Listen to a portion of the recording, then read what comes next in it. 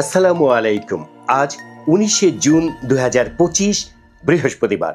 আজকের সংবাদপত্রের প্রধান প্রধান খবর নিয়ে উপস্থিত হয়েছি আমি আনোয়ার বাবু। প্রথমেই সমকাল। সমকালের প্রধান শিরোনাম হচ্ছে মধ্যপ্রাচ্য সংঘাত, জড়াচ্ছে যুক্তরাষ্ট্র, প্রস্তুত ইরানও। সংবাদের ভেতরে দেখা যাচ্ছে ইরান ও ইসরায়েলের মধ্যে চলমান সংঘাত স্তিমিত না হয়ে সর্বাত্মক যুদ্ধে রূপ নিতে যাচ্ছে। তেহরানের নজিরবিহীন হামলার মুখে ইসরায়েল যুক্তরাষ্ট্রের কাছে সহায়তা চাইলে দেশটি তাতে সাড়া দিতে পারে বলে আভাস মিলেছে। এতে তেহরানের বিরুদ্ধে ওয়াশিংটনে সরাসরি যুদ্ধে নামার শঙ্কা বাড়ছে। এরই মধ্যে মার্কিন প্রেসিডেন্ট ডোনাল্ড ট্রাম্প ইরানকে কঠোর সতর্কবার্তা দিয়ে নিঃশর্ত আত্মসমর্পণ করতে বলেছেন।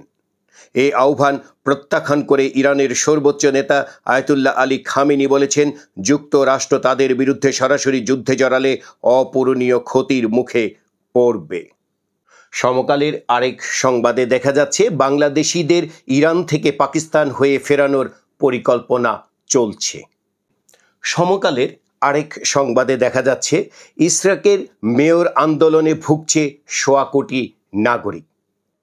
সংবাদের ভেতরে দেখা যাচ্ছে নিজেকে মেয়র দাবি করে আন্দোলন চালিয়ে ঢাকা দক্ষিণ সিটি কর্পোরেশন এলাকার ১০০ কোটি মানুষকে গাড্ডায় ফেলেছেন বিএনপি নেতা ইশরাক হোসেন।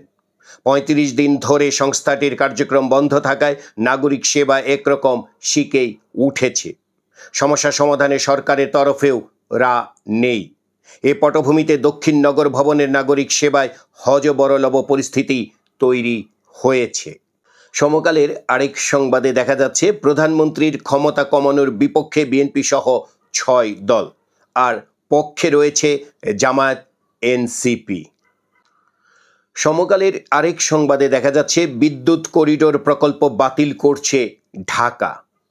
সংবাদের ভেতরে প্রবেশ করলে দেখতে পাচ্ছি ভারতের প্রস্তাবিত ১১৭ কিলোমিটার দীর্ঘ উচ্চ ক্ষমতা সম্পন্ন বিদ্যুৎ করিডোর প্রকল্প বাতিল করতে যাচ্ছে বাংলাদেশ। ভারতের পক্ষ থেকে চলতি বছর প্রকল্প শুরু করে ২০২৮ সালের মধ্যে বাস্তবায়নের জন্য বলা হচ্ছে। তবে গ্রিড নিরাপত্তা, পরিবেশ এবং অর্থনৈতিক দিক বিবেচনায় বাংলাদেশ প্রকল্পটি পুনর্বিবেচনা করছে। ময়মনসিংহের ত্রিশালে জাতীয় কবি কাজী নজরুল ইসলাম বিশ্ববিদ্যালয়ে অঞ্জলি লৌহমোর নামের ভাস্কর্যটি ভেঙে ফেলা হয়েছে। বিশ্ববিদ্যালয়ের পুরনো প্রশাসনিক ভবন, বিজ্ঞান ও কলা ভবনের সামনের পুকুর পাড়ে স্থাপিত এ ভাস্কর্যের বেশিরভাগ অংশ গত মঙ্গলবার ভেঙে ফেলা হয়। এর প্রতিবাদে মানববন্ধন করেছেন শিক্ষার্থীরা।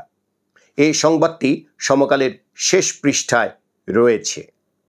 আবহাওয়া খবরে সমকালে দেখা যাচ্ছে সারা দেশে বৃষ্টি হতে পারে আরও ৩-৪ দিন। এবার আজকের পত্রিকা। আজকের পত্রিকার একটি অন্যতম শিরোনাম হচ্ছে জনগণ সরকারকে শত্রু মনে করে। দ্য গার্ডিয়ানকে বলছেন ডক্টর ইউনূস। এই সংবাদের ভেতরে প্রবেশ করলে দেখা যাচ্ছে অন্তর্বর্তী সরকারের প্রধান উপদেষ্টা ডক্টর মোহাম্মদ ইউনূস বলেছেন, ছাত্র জনতার অভ্যুত্থানে আওয়ামী লীগ সরকারের পতনের ১ বছর পেরিয়ে গেলেও বাংলাদেশের জনগণ এখনও সরকারকে শত্রু মনে করে। তিনি বলেন, সবসময় কেউ না কেউ ওত পেতে থাকে বিপুল পরিমাণ টাকা হাতিয়ে নেওয়ার জন্য। মানুষ মনে করে সরকার হলো তাদের চিরস্থায়ী শত্রু। এই শত্রুর সঙ্গে যুদ্ধ করেই বাঁচতে হয়। এই শত্রু এতই শক্তিশালী যে মানুষ তার কাছ থেকে দূরে থাকতে চায়। যুক্তরাজ্য সফরে গিয়ে ব্রিটিশ গণমাধ্যম দ্য গার্ডিয়ানকে দেওয়া এক সাক্ষাৎকারে এ মন্তব্য করেছেন ডক্টর ইউনূস। সাক্ষাৎকারটি ১২ জুন সংবাদ মাধ্যমটির ওয়েবসাইটে প্রকাশ করা হয়। সাক্ষাৎকারে তিনি আরও বলেছেন, দেশে নির্বাচিত সরকার আসার পরই বর্তমান সরকার চুপচাপ সরে যাবে। আজকের পত্রিকার আরেকটি খবরে দেখা যাচ্ছে ইশরাককে প্রশাসক করার আলোচনা সরকারে। সংবাদের ভেতরে দেখা যাচ্ছে বিএনপি নেতা ইশরাক হোসেনকে মেয়র হিসেবে শপথ নেওয়ার সুযোগ নেই বলে জানিয়েছেন স্থানীয় সরকার উপদেষ্টা আসিফ মাহমুদ সজীব ভুইয়া। তবে মেয়র হিসেবে শপথ পড়ানোর উপায় না থাকায় তাকে ঢাকা দক্ষিণ সিটি কর্পোরেশনের প্রশাসকের দায়িত্ব দেওয়া যায় কিনা সে বিষয়ে সরকারে আলোচনা শুরু হয়েছে বলে দায়িত্বশীল সূত্র জানিয়েছে। মায়ের নামে বরাদ্দ করা বাড়িতেই উঠবেন তারেক রহমান। এই খবরের ভেতরে দেখা যাচ্ছে লন্ডনে প্রধান উপদেষ্টা অধ্যাপক ইউনূসের সঙ্গে বৈঠকের পর বিএনপির ভারপ্রাপ্ত চেয়ারম্যান তারেক রহমানের দেশে ফেরার সম্ভাবনা উজ্জ্বল হয়েছে। বলা হচ্ছে তার দেশে ফেরা এখন সময়ের ব্যাপার। নির্বাচনের দিনক্ষণ ঘোষণা করা হলে দেশে ফিরবেন তিনি। দেশে ফিরে কোথায় উঠবেন তারেক রহমান সেই ঠিকানাও ঠিক হয়েছে এরই মধ্যে। রাজধানীর গুলশানে মা খালেদা জিয়ার নামে বরাদ্দ করা বাড়িতেই উঠবেন তিনি। এটা অনেকটা নিশ্চিত করে বলেছে বিএনপি সূত্র। এবার প্রতিদিনের বাংলাদেশ, এই কাগজটির প্রথম পৃষ্ঠায় একটি অন্যতম সংবাদ হচ্ছে তথ্য গোপন করে সুবিধা নিলে 2 বছরের জেল। এটি হচ্ছে জুলাই গণ অভ্যুত্থান অধিদপ্তর হতে যাচ্ছে, সেই অধিদপ্তরের আইনে এটি উল্লেখ আছে।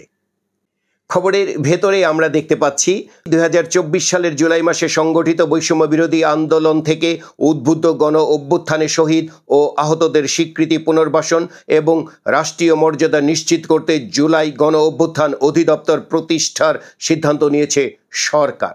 এই লক্ষ্যে গত মঙ্গলবার রাতে জুলাই গণ অভ্যুত্থান শহীদ পরিবার এবং জুলাই যোদ্ধাদের কল্যাণ ও পুনর্বাসন অধ্যাদেশ গেজেট আকারে প্রকাশ করেছে আইন, বিচার ও সংসদ বিষয়ক মন্ত্রণালয়। অধ্যাদেশের গুরুত্বপূর্ণ একটি অংশ হল জাল তথ্য দিয়ে শহীদ পরিবার বা আহত যোদ্ধা পরিচয়ে কেউ যদি সুবিধা নিতে চান তবে তা দণ্ডনীয় অপরাধ হিসেবে গণ্য হবে। এ ধরনের অপরাধের জন্য সর্বোচ্চ 2 বছরের কারাদণ্ড, 2 লাখ টাকা জরিমানা অথবা প্রাপ্ত সুবিধার দ্বিগুণ অর্থদণ্ডের বিধান রাখা হয়েছে। প্রতিদিনের বাংলাদেশের শেষ পৃষ্ঠার একটি খবর হচ্ছে মায়ের হয়ে ক্ষমা চাইতে গিয়ে প্রাণ হারালো কিশোর। সংবাদটি পাবনার এবং এই সংবাদের ভেতরে দেখা যাচ্ছে পাবনার আমিনপুরে আশিক মণ্ডল নামে এক কিশোরকে পিটিয়ে হত্যার অভিযোগ উঠেছে প্রতিবেশীর বিরুদ্ধে।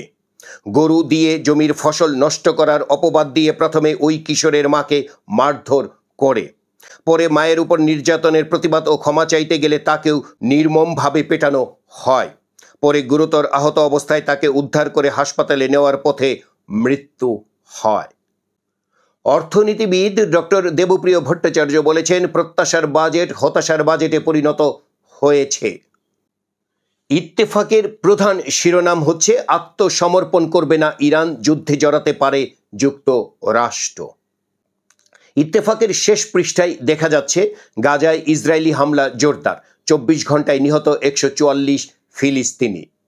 সংবাদের ভেতরে রয়েছে ফিলিস্তিনের গাজায় ইসরায়েলি হামলায় 24 ঘন্টায় অন্তত 144 জন নিহত ও 5.5 শতাধিক আহত হয়েছে। গাজার স্বাস্থ্য মন্ত্রণালয় গতকাল বুধবার এই দাবি করেছে। এর মধ্যে ত্রাণ কেন্দ্রে খাবার আনতে গিয়ে ইসরায়েলি বাহিনীর গুলিতে নিহত হয়েছেন 29 জন। নিহত 144 জনের মধ্যে এমন 4 জন রয়েছে যাদেরকে ধ্বংসস্তূপের নিচ থেকে উদ্ধার করা হয়েছে।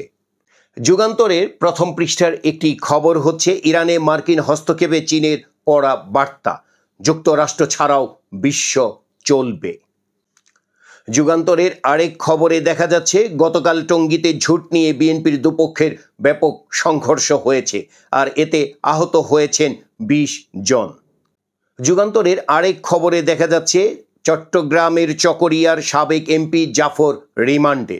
প্রতিবাদে চকরিয়ায় আওয়ামী লীগের ঝটিকা মিছিল হয়েছে গতকাল। এই ছিল আজকের সংবাদপত্রের প্রধান প্রধান খবর। আমাদের এই ভিডিওটি যদি আপনাদের ভালো লাগে তাহলে একটি লাইক দিন এবং আপনার কমেন্ট জানান, আর এটি সকলকে দেখার জন্য বেশি বেশি করে শেয়ার করুন। আমাদের চ্যানেলটি আপনি সাবস্ক্রাইব করে আমাদের সাথেই থাকতে পারেন।